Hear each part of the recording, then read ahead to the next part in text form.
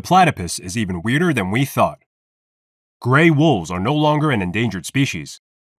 Scientists decoded mysterious radio signal coming from our galaxy. And SpaceX begins public beta testing of Starlink internet. Welcome to the What the Facts channel. This is Science News Summary, where we will cover the most interesting news about everything science-related that happens during the last week. Our topics range from medicine, neurology, and biology to physics, technology, and space.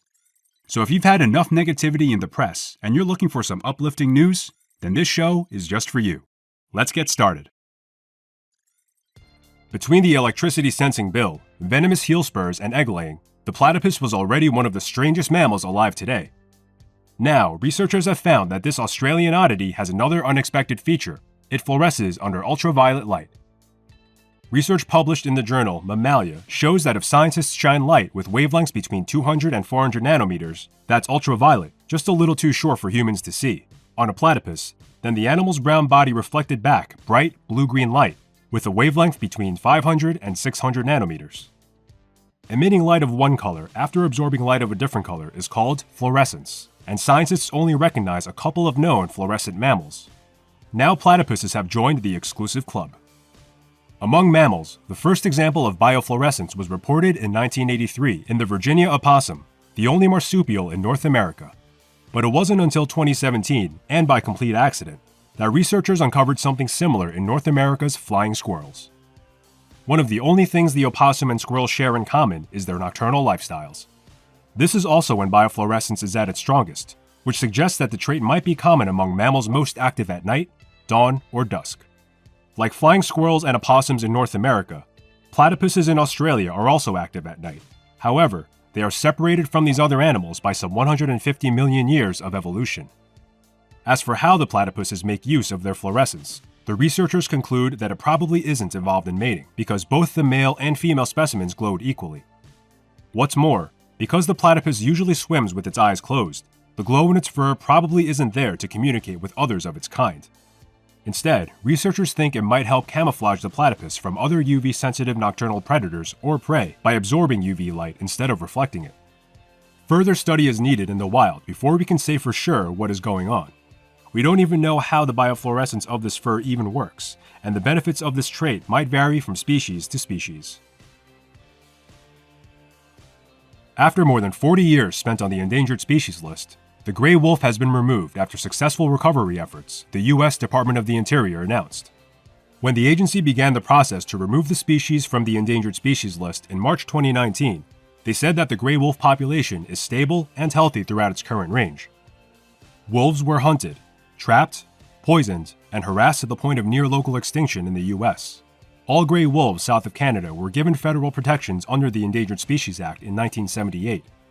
After being nearly wiped clean, there are now more than 6,000 gray wolves in the lower 48 states, largely clustered in the northern Rocky Mountains and the western Great Lakes region.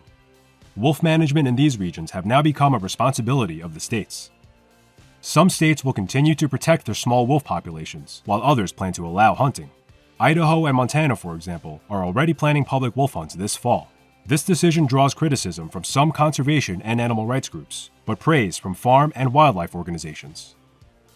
The decision does not affect Mexican gray wolves and red wolves, related lineages that are both still listed and exist in extremely small populations in the wild.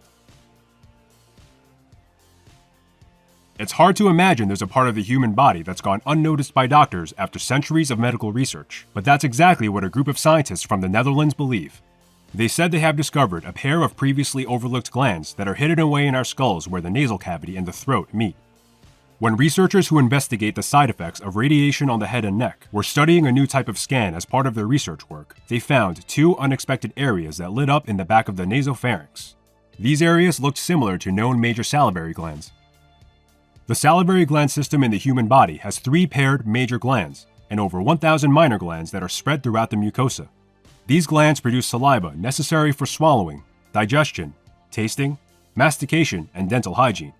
When researchers were studying scans from about 100 people, they found a bilateral structure at the back of the nasopharynx, and these glands had characteristics of salivary glands. Researchers have proposed the name tubercle glands for their discovery.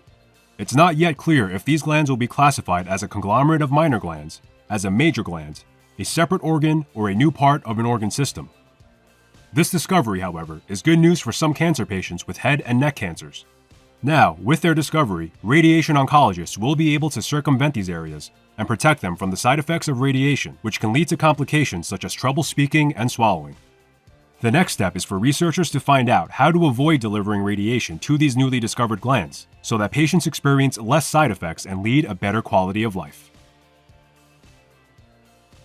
Astrophysicists have detected a burst of cosmic radio waves within our galaxy for the first time and identified its source, according to research that sheds new light on one of the mysteries of the universe.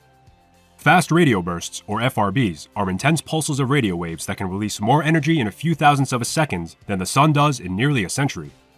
Scientists only discovered FRBs in 2007, and because the bursts are so fast, astrophysicists still have many questions about them and their sources. Previous research has suggested fast radio bursts might explode from a rare type of neutron star, known as a magnetar. Magnetars are the most powerful magnets in the cosmos. Their magnetic fields can be up to approximately 5,000 trillion times more powerful than Earth's. They are typically extragalactic, meaning they originate outside our galaxy, but on April 28 this year, multiple telescopes detected a bright FRB from the same area within our Milky Way. Importantly, they were also able to pin down the source, galactic magnetar SGR 1935 plus 2154. It is thought to be between 14,000 and 41,000 light-years away. The intensity of the event was 3 orders of magnitude higher than the burst energy of any radio-emitting magnetar detected thus far, lending weight to the theory that magnetars are at the origin of at least some FRBs. The research was made possible by the data taken from telescopes around the world, including Canada, the US, and China. The presence of exotic radio waves was confirmed by piecing together observations from various telescopes. The findings underline the importance of having a global cooperation in sharing astronomical observations, experts say. And here is the last piece of news for this week. SpaceX started to send out email invitations for public beta testing of Starlink, the company's upcoming satellite internet service. People registered for the service began to receive emails from SpaceX to join the beta test called Better Than Nothing Beta. To participate, users must purchase the Starlink kit for $499 and then pay a $99 monthly fee for active service. That kit includes a user terminal to connect to the satellites, a mounting tripod, and a Wi-Fi router. There is also now a Starlink app listed by SpaceX on the Google Play and Apple iOS app stores. SpaceX tried to lower expectations of their Starlink satellite internet beta, but some users say they're already hitting download speeds of more than 160 megabits per second, faster than 95% of US connections, according to the speed test provider Ookla. However, users could expect brief periods of no connectivity at all when there is no available satellites above them. One user shared that the interruptions are about 10 to 15 seconds and seem to happen every few minutes. Current latency, the amount of time it takes a signal to travel from a satellite to a user, ranges from 20 milliseconds to 40 milliseconds, but SpaceX expects it to decrease between 16 milliseconds and 19 milliseconds by summer 2021, according to the email. Starlink is SpaceX's plan to build an interconnected internet network with thousands of satellites designed to deliver high-speed internet to anywhere on the planet. To date, SpaceX has launched nearly 900 Starlink satellites, a fraction of the total needed for global coverage, but enough to begin providing service in some areas, including the Northwest United States. The network is an ambitious endeavor, which SpaceX has said will cost about $10 billion or more to build. But the company's leadership estimates that Starlink could bring in as much as $30 billion a year, or more than 10 times the annual revenue of its rocket business. Ladies and gentlemen, I hope that you enjoyed hearing some positive news. If you did and you want to support this channel, please share this video with your friends or consider hitting the subscribe button. This is Alex, the voice of the What the Fact channel. That's all for today's episode, so stay curious and see you in the next one. Thanks for watching.